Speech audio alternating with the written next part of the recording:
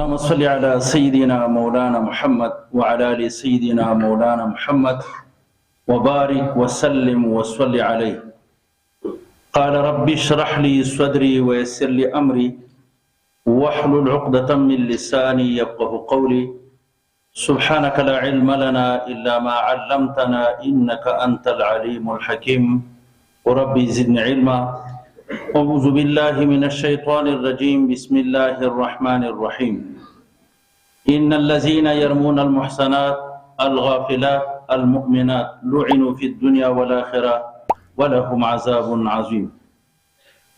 سلمانا نورون والله تعالى دي مغتاوسن رازيسي دا إن الذين يرمون المحصنات تاست معلومة عائشة صديقة حبيبة رسول الله صلى الله عليه وسلم فدي باندې تهمت لګولې منافقانو او دي منافقانو توبه الله قبول نه کړل.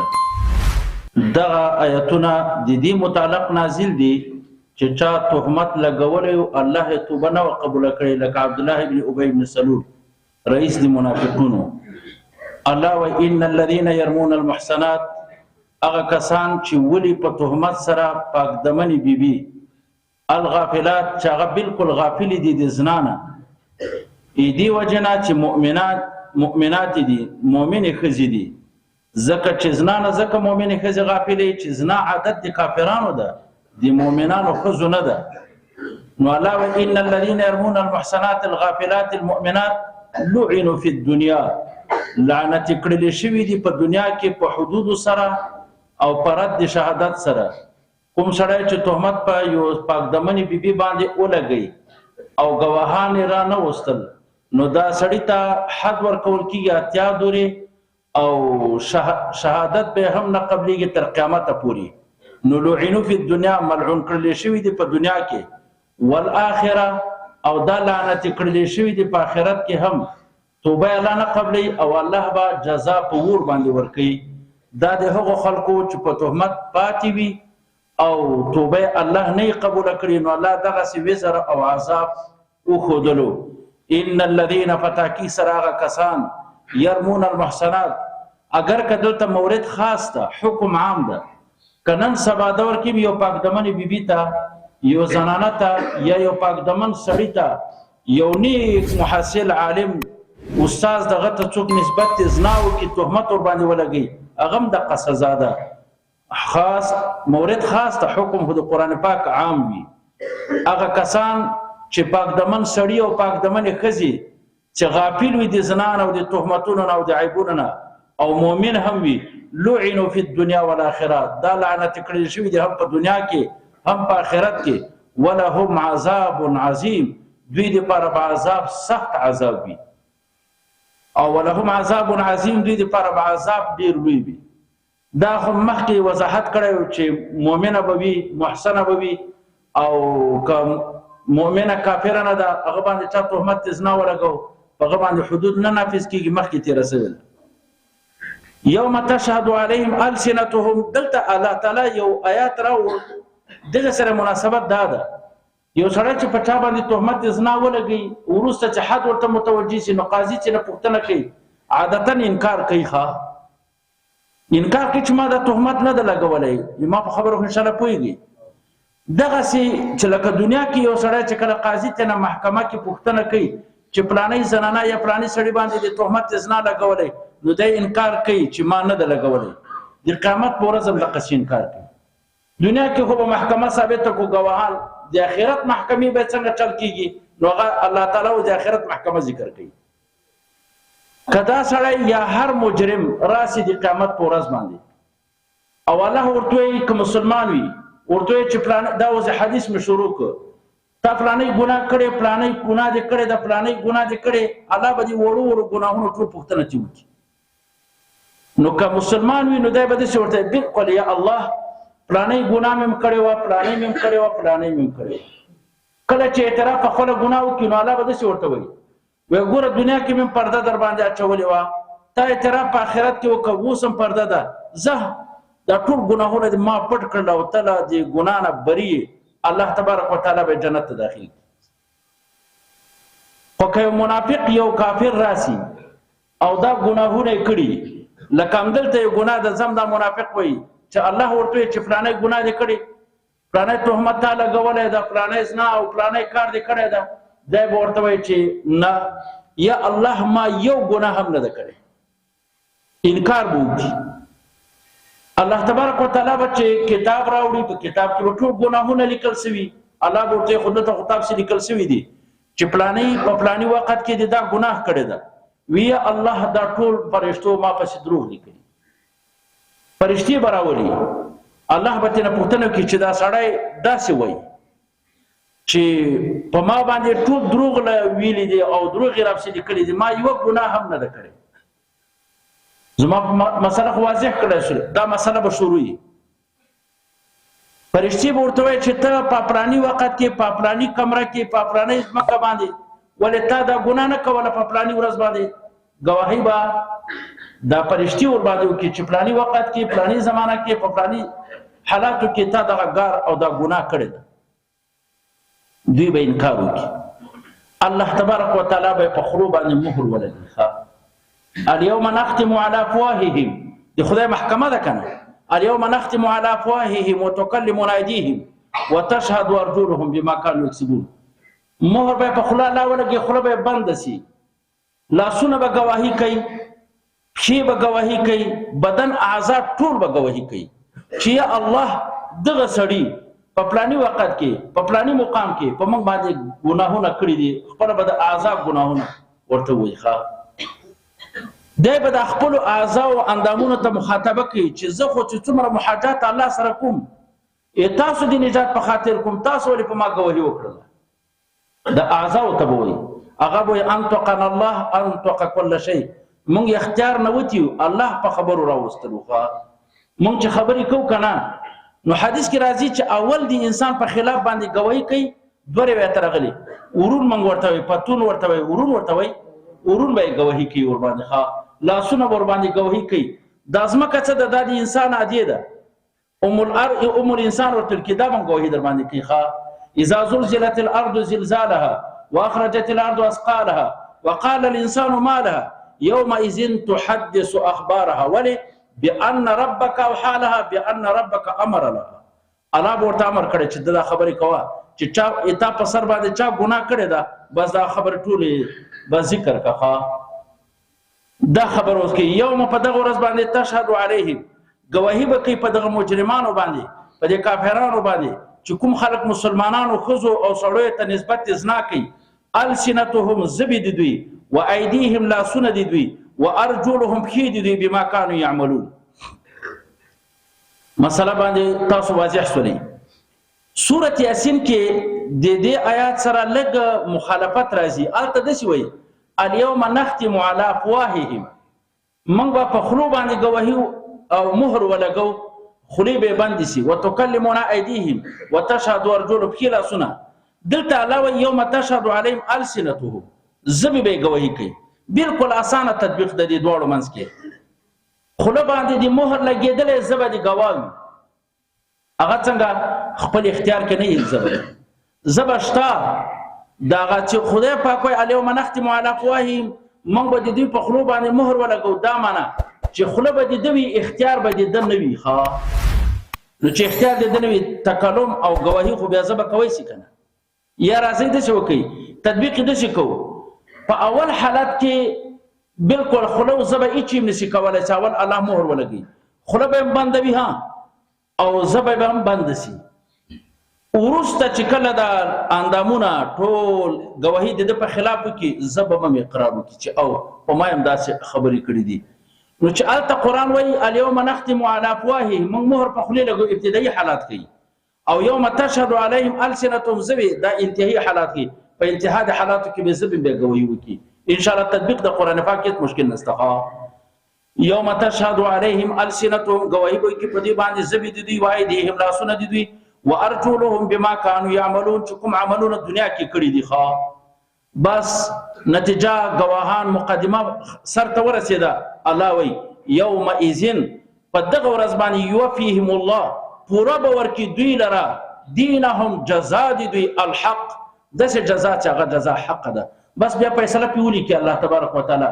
جهنم ته نقل کی ښا دا د الله فیصله وا ورسته دي گواهانو نه ښا یومئذ په دغه ورځ باندې یوفیهم الله پورا ور کی دوی لره الله دینهم جزاء دي الحق څنګه جزاء حق ده ويعلمون ان الله هو الحق المبين او دا کافران د دنیا خلق په دې پوهیږي چې الله چې ده هو الحق هغه عادل ده مبین ده ظاهر کوونکی دی ټولو ګناهونه ده مبین ظاهر عدله انصاف د رب العالمین بالکل ظاهر ده ښا الخبيثات للخبيثين والخبيثون للخبيثان دریو طریقو سره دغه کلمات لګیږي زی په یو طریقه سره لګوم ان شاء الله واوري د کافرانو منافقانو تعالی وایي چې تاسو په دې پاک دمنه خزه باندې ولې تهمت زنا ولګو ځکه ما د پښتو کې سره علامه تباہ برباد کړل سړی ته وګوري او تهمت لګوي ګوره د حدیث مبارکه د رسول الله ده چې الله تبارک وتعالى رسول الله وایي چې زه خپل کوم خزه نکاح کوم یا بل تور کوم هغه خزه به جنتی وي ښا رسول الله صلی الله علیه وسلم حدیث مبارکه ده چې زه خپل نکاح کوم یا قبل بل چاته په نکاح ورکوم هغه خزه به جنتی وي اوس راسه تاسو په دې پاک دمنه بیبي باندې چې عائشه ده د حضرت ابوبکر صدیق لور ده او د سید العرب والعجم محمد مصطفی صلی الله علیه وسلم بیبي ده تاسو ته دا پته نشته ده چې ناکاره خزي د ناکارو سړوي دي پښتو سره او بهترین خزي چې ودونه کوي بهتري خلکو سره کوي دومره خو وګوره چې دای چا بیبي ده نو دشو پیغمبر بیبي یا د دشو سړی لور هغه بیا د کار کوي نو تاسو کوم ځای نه ګوري او تهمت لګوي د قران پاک مقصد دغه ده چې سړی خو ځای ته ګوري کنه او تاسو ولې په دې شو پاک دمنه بیبي باندې د تهمت زنا ولګو نو الله وایي الخبيثات هغه خزي چې خبيث دي للخبيثين هغه مستحق دي هغه خلقو د پاره چې هغه سړی خبيث وي یعنی الخبيثات ناکاره خزي مستحق دي للخبيثين من الرجال مستحقين دي هغه ناکاره خلقو د پاره والخبيثون ناکاره خلق مستحقين دي للخبيثات ناکاره خزو د پاره والطيبات پاک دمن بی بیانه دا مستحقین دي مستحق دي للطيبين پاک دمن خلق دي پاره والطيبون پاک دمن خلق مستحق دي للطيبات پاک دمن بی بیانو دي پاره او تاسو خپل وګورئ چې دا زنانه څوک ده او د چا بیبي ده رسول الله نه په دنیا کې پاک دمن سړی شته نو بیبي به خامخا پاک دمن وي ښا نو علاوه اولئک دغه طیب او طیبون یعنی دا پاکی بیبیانی او پاکی سړی مبرؤون دا پاک کړل شوی دي بیزار کړل شوی دي مما یقولون دغه خبرونه دغه تهمتونه نه چې وای خبيث سړی او خبيثات کزي وای ښا هغه مبرأ دي او ګوري لهم مغفرة دغه طیب او طیبات پاک دمنو خلقو دي پاره لکه عائشه پاک دمنه بیبي ده مغفرت ته په دنیا کې ورزق کریم او خیسته رزق حسن د په جنت کې دا یو څومره بشارت الله ورکړه حضرت عائشہ ته لهم مغفرة ورزق کریم ور الله ورته اعلان وکړه چې دا د مغفرت مسوي د جنتی خزم ده خو رزق کریم رزق حسن هغه جنت کې ده نو الله به جنتی کې هم ده پته په وکړه الله تبارک وتعالى الخبيثات کلمات خبيثه دي مستحق دي لکه تهمت دا کلمات خبيثه دي کنزل زم للخبيثين خبيث سړی ته پکار د وسی والخبيثون خلق دا مستحق دي للخبيثات کلمات خبيثه دي پر بل ترجمه کوي والطيبات پاکیزه کلمات لکه د مدح د ثنا کلمات للطيبين دا د پاک دمنو سړی دي پر دي تاسو په دې دي باندې چې تاسو نسبت تهمت زنا کوي عائشه ته ولې ثنا او صفت نه ذکر کوي دا پاکیزه کزره والطيبون پاکیزه خلق مستحق دي للطيبات پاکیزه کلمات دي پاره چې ثنا او صفت او مدح ده اولئک دا طيب او طيبات مبرؤون دا پاکړل شوی دي مما یقولون لهم دوی دي پاره مغفرة فی الدنيا ورزق کریم رزق حسن دوی په آخرت ګوره د عائشه چند خصوصیات دي چې الله نور بیبیانو ته نه دي ورکړي یو پکې دا ده چې خدای پاک د دې په لسو آیتونو باندې براءت نازل کړي تر اوسه پورې چې خدای دنیا آباد کړي دغه څه تزکیه الله دې چا دې پاره نه کړي لکه دې موږ مور دې پاره چې کړي ښا عائشه د مسلمانانو مور ده یو انصاري ښځه ورته راغله، ورته ویل یا امه، ای مورې، وایي کینه،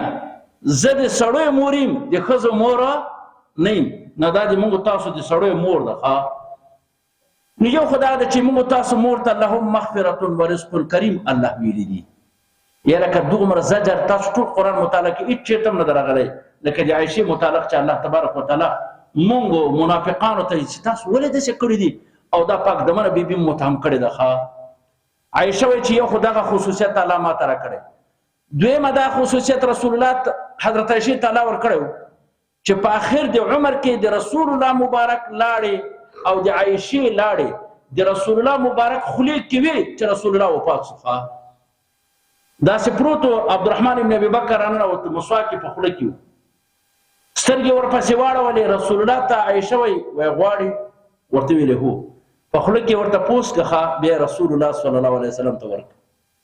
دریم د رسول الله روح مبارک چې قبض شوی ده د ده ورانه باندې د ده په سینه سره نږدې روح قبض شوی ده، د ده په غېږه کې پروت و، د عایشې صدیقې په غېږه کې رسول الله چې روح قبض شوی ده. درې څلورم د عایشې په کوټه کې رسول الله صلی الله علیه وسلم دفن شوی ده.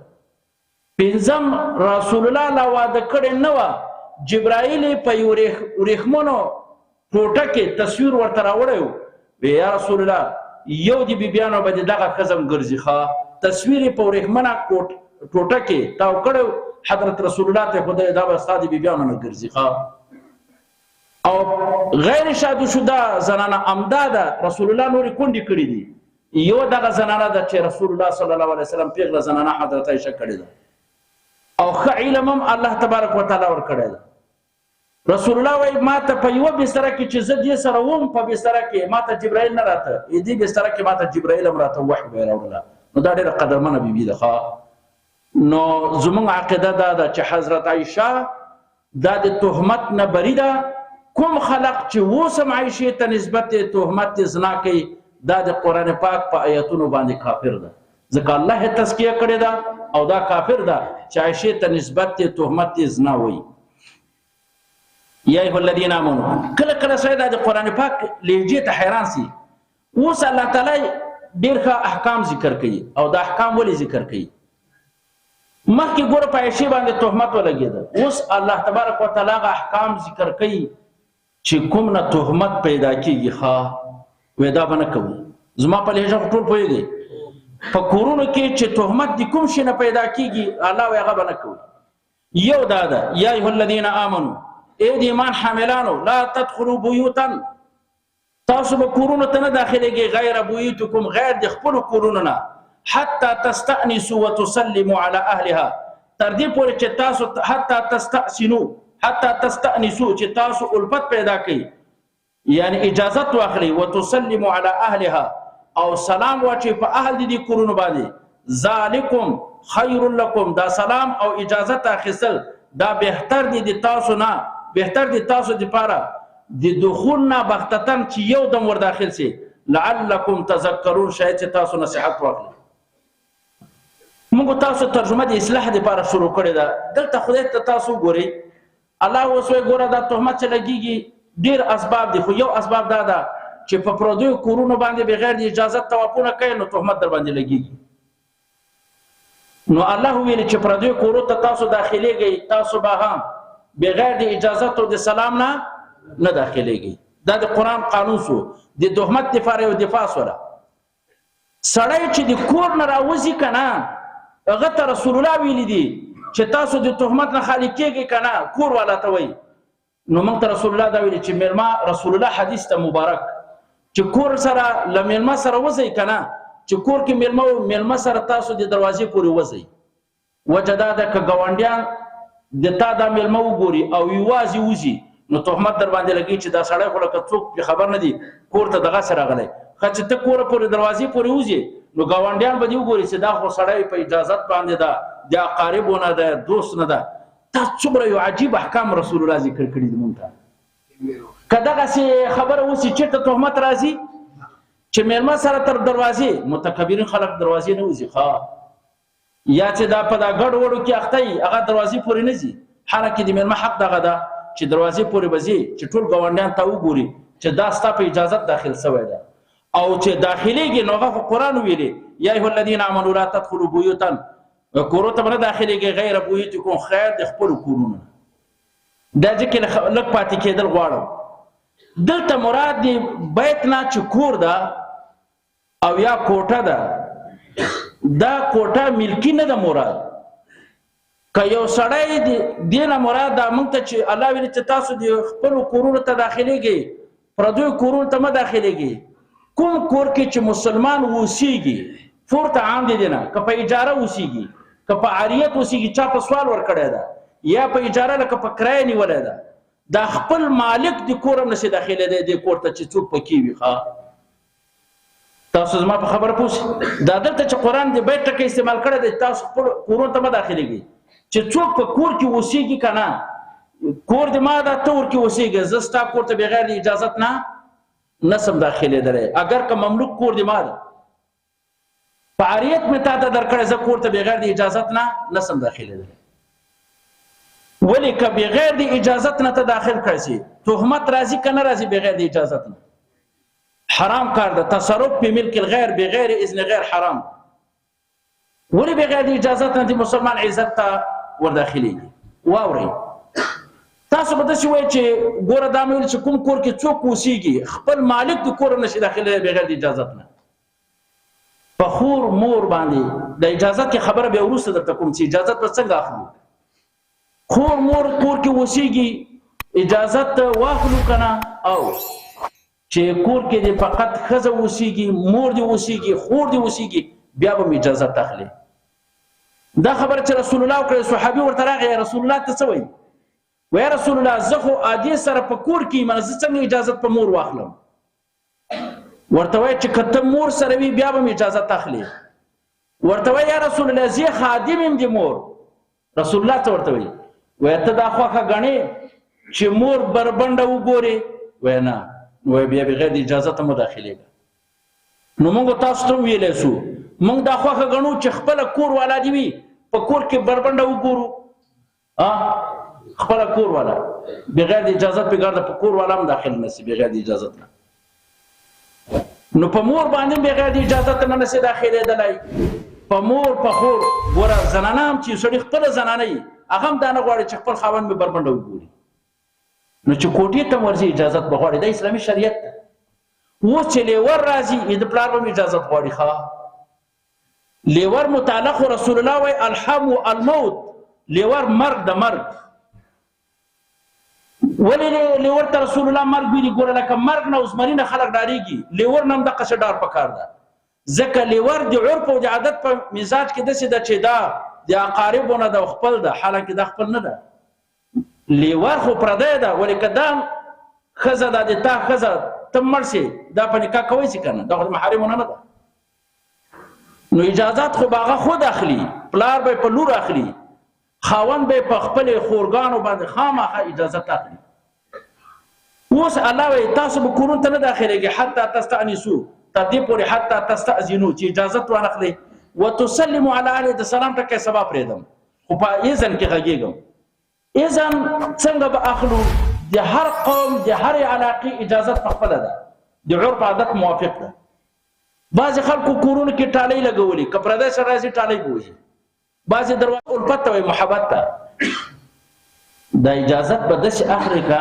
چې وحشت پیدا نه کړي اوس ته راسه یو سړی د راځي دروازې ته دې دومره کاڼی راواخلي ټنګه ټنګه نو تو خدای دا اجازت ته که جنګ دا خو جنګ یا ټالۍ لګولې او تا ګوته پې ټینګه کړې ده له هغه یې نه لرې کوي چې تر څو پورې د مسلمانان دې نور په تکلیف کړي نه نو ګوره الله وایي اجازت اخلي خو داسې اجازت چې موجب د الفت وي د محبت داسې نه چې ته به اجازت غواړې او هغه در سره کوتک رانیولی تیار او تا وهي او بعضې اجازت داسې اخلي یا لکه یو سپین ږیری د زه د پلار کور کې ده که نه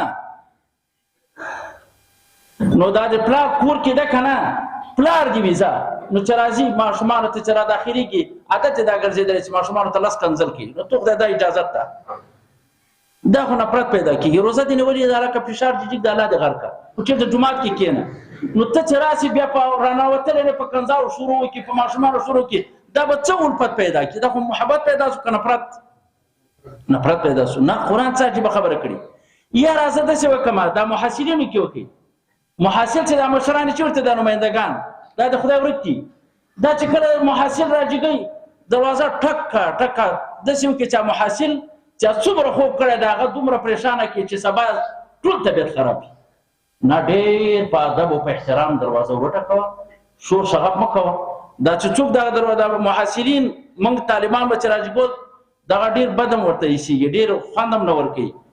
چې خوند هم نه ورکوي او دروازه هم غلطه وروټکوي نو تا سره بیا ګوري. ښه نو محاصل ته وایم چې کله ته اجازت غواړې او یا چاته ورځې په ډېر ادب او احترام د اجازت خپل اصول ذکر کوم لا پاتې ده. ته به په دروازه وټکوې چې په ده باندې موجب د الفت چې راځي په خپله دعوت درکړي او تا چې اول نه کوتک ځان سره نیولی ډبه ډبه نو دا نه ده جایز. ښه نو الفت به پیدا کړي، داسې محبت اجازت به اخیستل کېږي. یا کور ډېر نږدې ده او ته چیغې وهې د 1 کیلومتر نو دومره خوند نه کوي. په نرمه خبره وکړه چې یاره اجازت اخیستی سم او که نه. نو حتی تستأنسوا الله وایي چې تاسو الفت پیدا کړي. ولې داسې اجازت مه اخلئ چې نفرت پیدا کړي. اجازت خپله طریقه غواړي. ښه وتسلموا على اهلها، راځئ دا هم اجازت کې ده او سلام به وچې په اهل. زه انشاءالله سبا به فقط په سلام باندې بحث وکړم. ګوره موږ تاسو په یو اسلامي معاشره کې اوسېږو، په یو اسلامي نظام کې اوسېږو، موږ مسلمانان یو. مسلمانان په کار د مسلمانانو د رسول الله عادات اخلاق دا زده کړي. او په خدای قسم ده چې د رسول الله په طریقه باندې روان سو چې په معاشره کې په یو جامعه کې په یو پوهنتون کې مشکل ونه ګوري. مشکل خو چې راغلی دی دې وجې نه چې موږ د رسول الله عاداتو ته نه ګورو. که استاد ده که محصل ده که کارمند ده هغه کو چې زما طبیعت یې وایي اخوا دېخوا الله او رسول ته نه ګورو چې ما ته په دې حرکاتو کې الله او رسول څه ویلي دي، ما ته په ملاقات کې الله او رسول څه ویلي. دا پوښتنه خو نه کوو خو چې د ما طبیعت وسي چې په کوم ټیم یې طبیعت رئیس ته وسي کارمند ته وسي یا بل یو عادي استاد ته وسي دی به درځي ولې به دروازه ټکې کوي تا خوا کوي او که نه که ته مصروف یې او که نه. نه داسې نه دي. د مشکلات ولندغو پیدا کېږي. ښه مسلمانانو یقینا چې کله سړی د قرآن پاک په عاداتو باندې خپل زندگی جوړه کړي والله که کور کې ښځو اختلاف راسي یا د سړیو اختلاف راسي یا په حکومتولۍ کې اختلاف راسي یا په یو معاشره کې یا د موږ تاسو په پوهنتون کې که کله موږ قرآن مطرح کړو او قرآن به ځکه مطرح کړو چې ماسوا د قرآن خو کېږي نه.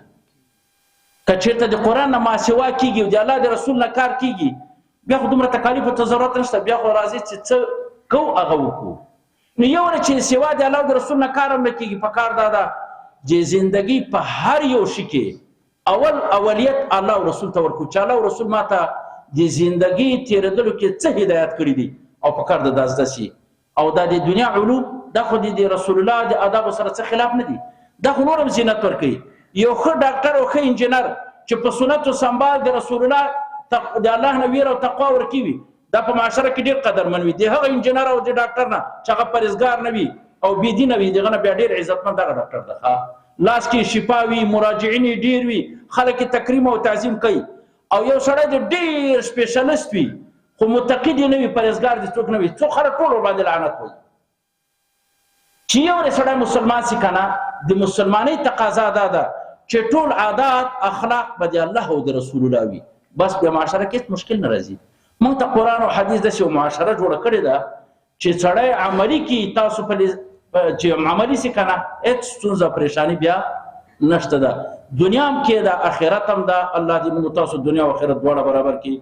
واخر دعوانا ان الحمد لله رب العالمين. یا الله په دې مجلس باندې هزار بار رحمتونه عافیتونه نازل کړي. دې مجلس کې د چا مقاصد شرعي الله د خپل خزانه غیر پوره کړي. الله دا مجلس کفاره د سیئات وګرځي. الله موږ عادت کو خدای ته رانه په عبادت قبول کړي او بدل کې موږ ټول ته خپل رضا لقاء وصال په دنیا او په آخرت کې نصیب کړي. موږ نه چا دعاګانې غوښتي خدای آخرت دنیا دواړه برابر کړي. مقاصد شرعي موږ سره پوره وګرځي. دې مجلس مقاصد شرعي الله د عظیم قرآن په خاطر دې مجلس ټول حاجتونه شرعي موږ سره پوره وګرځي. د چا مشکلات په حاضر کې سفر کې مشکل د دنیا او د آخرت موږ سره حل فصل وګرځي. وصلی الله تعالی علیه وسلم.